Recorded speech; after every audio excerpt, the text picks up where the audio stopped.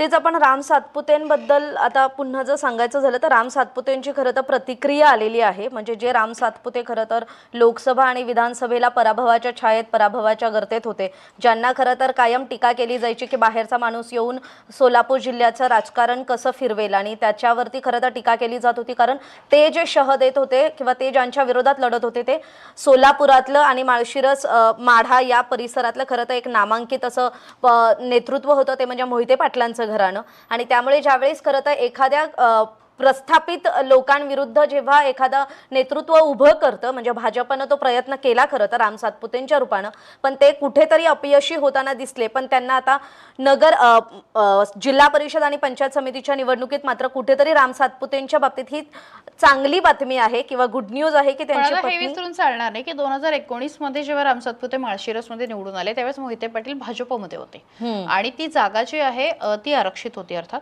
मात्र तेव्हा सुद्धा म्हणजे मोहिते पाटलांच्या मदतीनेच ते निवडून आले। मात्र जसं जसं गणित फिरलं तसं तसं सातपुते आणि मोहिते पाटलांमध्ये कुठेतरी ठिणगी पडायला लागली आणि 2000 आता म्हणजे 25च्या 24च्या याच्यामध्ये मोहिते पाटील जे आहेत ते राष्ट्रवादी काँग्रेसमध्ये गेले। भाजपने त्यांना तिकीट नाकारलं खासदारकीचं आणि त्यानंतर त्यांनी म्हणजे लोकसभेला आणि विधानसभेला दोन्हीकडे खरं तर सातपुतेंच्या रूपाने भाजपला झटका देण्याचा प्रयत्न केला। अर्थात स्थानिक स्वराज्य संस्थांमध्ये सुद्धा कुठेतरी भाजपला तिथे मोहिते पाटलांमुळे एक मोठं आव्हान उभं होतं। मात्र अशा वेळी राम सातपुतेंनी ते ठिकाण सोडलं नाही। त्यांना कितीही बाहेरचं म्हटलं गेलं, त्यांना हिणवलं गेलं, त्यांच्यावरती टीका करण्यात आली, मात्र ते तिथे पाय रोवून उभे राहिले आणि त्याचा परिणाम जो आहे तो आता काही प्रमाणात दिसतोय असं म्हटलं तर चुकीचं ठरणार नाही।